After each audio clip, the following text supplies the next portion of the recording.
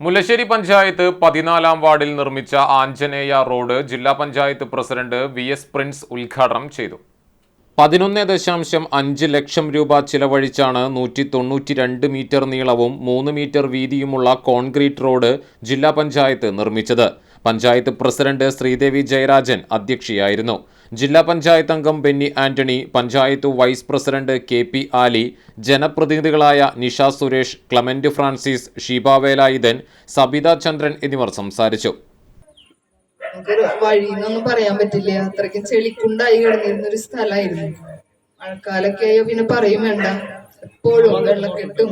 അതുപോലെ അമ്പലത്തിലേക്ക് പോകാനായാലും സ്കൂളിലേക്ക് അംഗൻവാടിയിലേക്ക് പോകാനായാലും എപ്പോഴും പരാതിയുടെ ഒരു പ്രളയം തന്നെയായിരുന്നു ഇവിടെ. കൂടാതെ ഇവിടെ ചുറ്റും താമസിക്കുന്ന ആളുകൾക്കും വളരെയധികം വിഷമത അനുഭവിച്ചിരുന്ന ഒരു വഴിയായിരുന്നു അത്.